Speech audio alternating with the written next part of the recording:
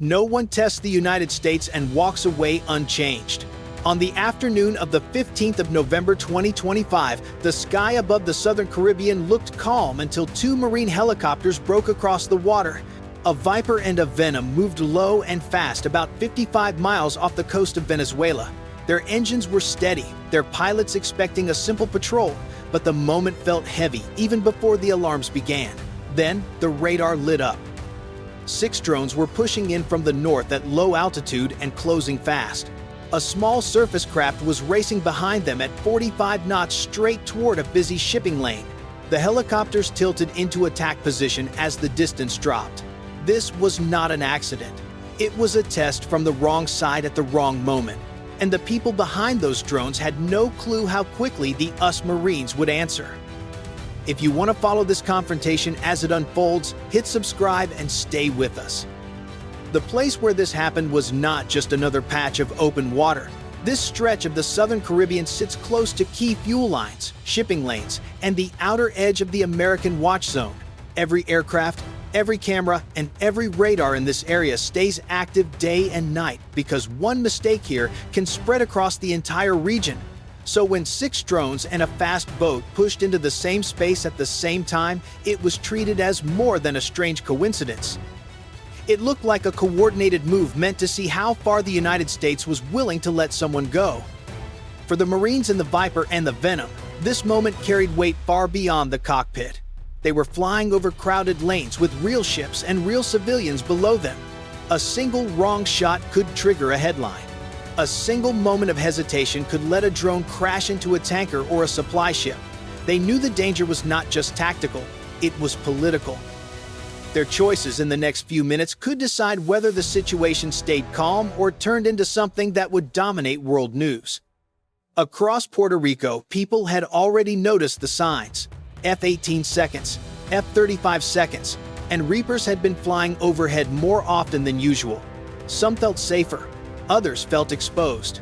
The island sits at the front edge of any possible clash between Washington and Caracas, and many residents understood that if things went wrong, Puerto Rico would be one of the first places to feel the shock. Even inside the Pentagon, analysts had been watching patterns form.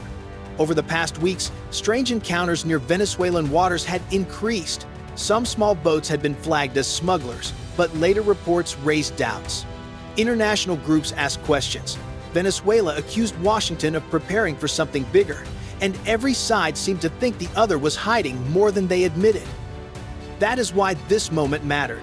These drones were not just pieces of plastic in the air. They were part of a growing showdown between a nervous government, a determined American force, and a coastline where one mistake could shape the next month of global politics. And if you think this kind of move was a real test of who controls these waters, press 1. If you think it was a warning from the other side, press 9. Inside the Venom, the first warning began as a slow beep, then jumped into a rapid tone that filled the cockpit.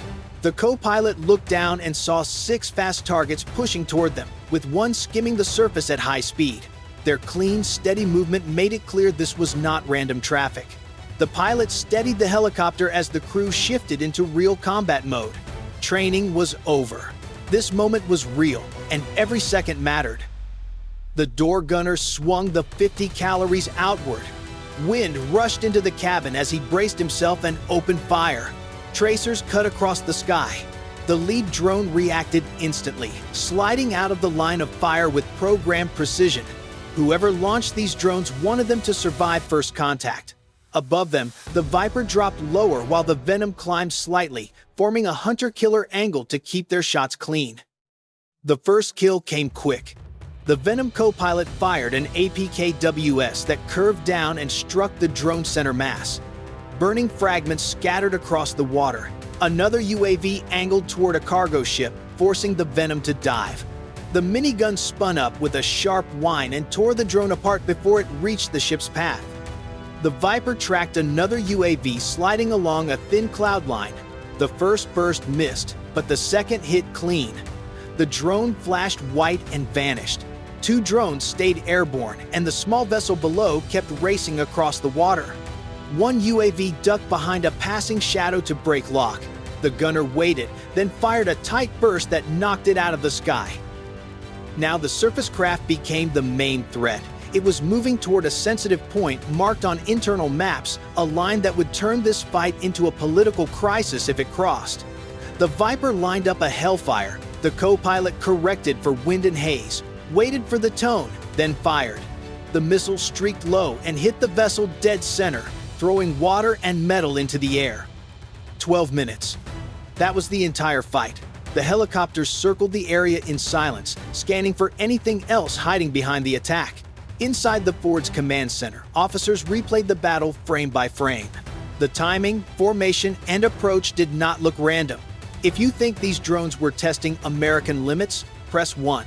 If you think they were bait for something bigger, press 9. Even after the last explosion faded, the tension over the water did not drop. The helicopters stayed in a tight orbit, their rotors beating against the warm Caribbean air as the crews scanned every angle for signs of a second wave. In moments like this, silence can feel sharper than noise. The ocean looked calm, but no one trusted it.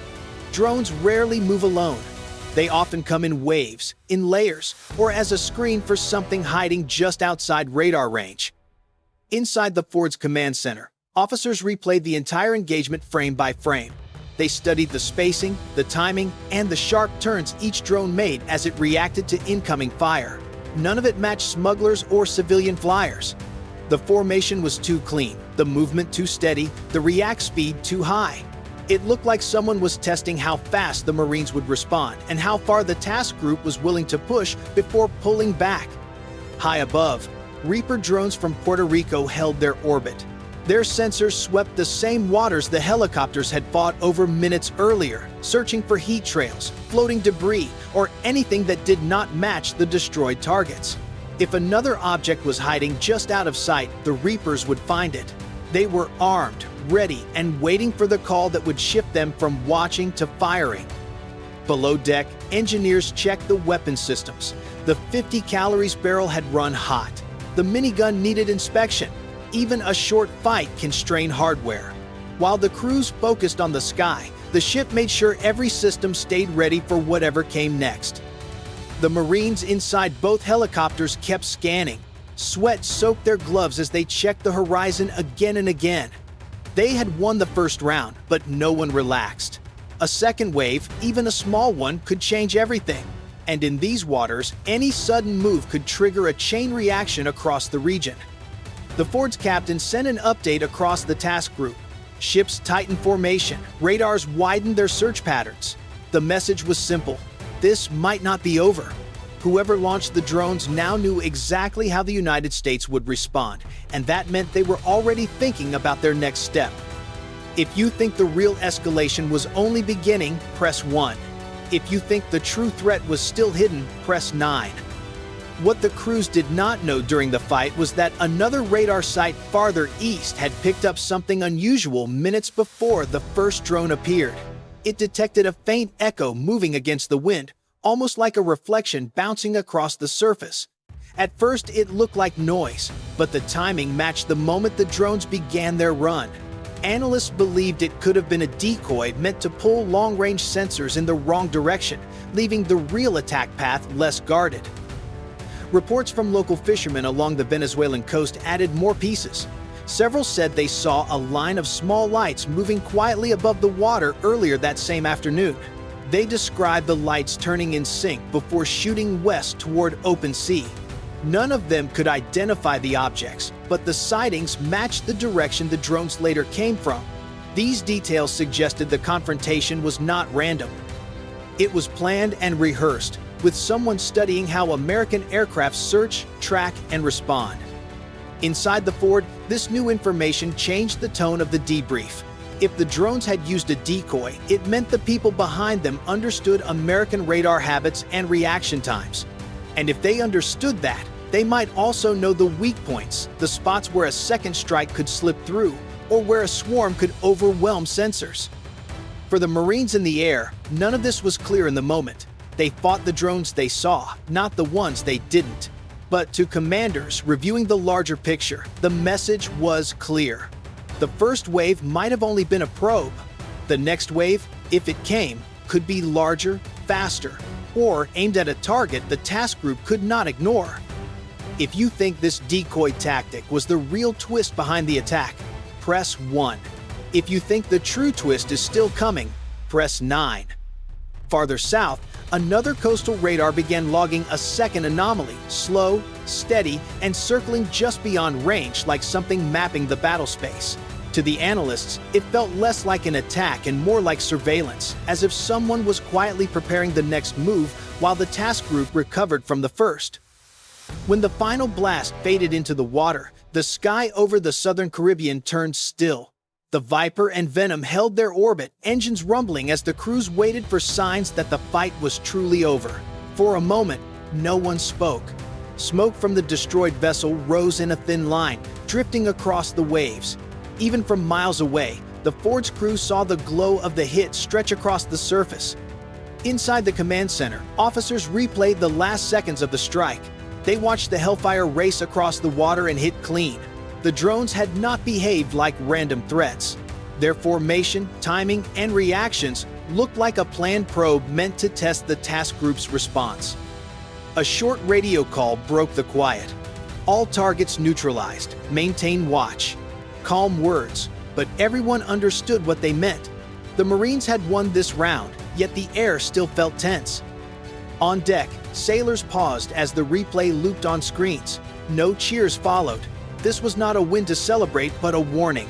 A normal patrol had turned into a 12-minute fight, and now every person on the ship understood how quickly things could escalate.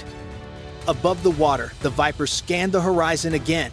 Heat signatures flicked across the pilot's display boards, drifting debris, a distant sail. Nothing threatening, but the crew stayed focused. If one group had launched drones, another could be waiting with something faster or larger. On the Ford, analysts compared the drone paths with earlier encounters. The entry angles, the reaction to laser lock, the shallow approach towards shipping lanes all matched previous incidents. These patterns suggested coordination, not chance. One officer said what everyone was thinking. Someone is learning from us in real time. That was the dangerous part. A probe meant knowledge, and knowledge meant preparation for something bigger. The task group tightened formation and widened radar sweeps as the sun dipped low. The sea looked peaceful again, but no one trusted the calm. In these waters, quiet rarely means safe. If you think this was only the opening shot of a larger confrontation, press 1. If you think the next strike will hit even harder, press 9. Far off on the radar edge, a faint blip appeared, vanished. Then appeared again, too small to classify, too steady to ignore. The crew leaned forward, tension rising once more.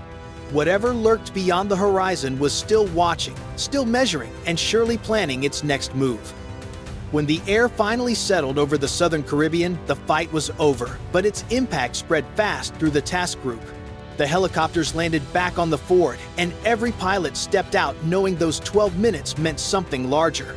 Deck crews worked quietly, checking gear and refueling, aware the drones were likely not a one-time threat.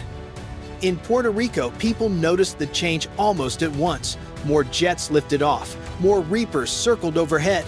Some felt safer watching American aircraft climb into the sky. Others felt uneasy, worried their island now sat on the edge of a confrontation they could not control. Officials warned fishermen to stay inside marked lanes and reminded families that airspace rules might tighten again without warning. At the Pentagon, analysts added the footage to recent incidents. The pattern was clear. Small, fast drones pushing close to American ships, reacting with precision, then slipping away. None of it looked random. It looked like a string of quiet tests meant to measure how quickly the United States reacts and where its defenses are thin. On the Ford, commanders briefed the crew. Small drones are no longer side threats. They can force billion-dollar ships and aircraft to respond instantly. Whoever launched this wave now understood American timing and coordination, and that knowledge could shape whatever comes next. As the sun dropped toward the horizon, the sea looked calm again, but calm meant little.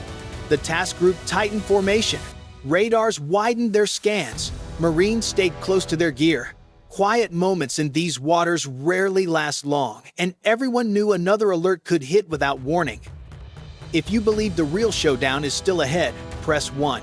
If you think the next move will hit even harder, press 9.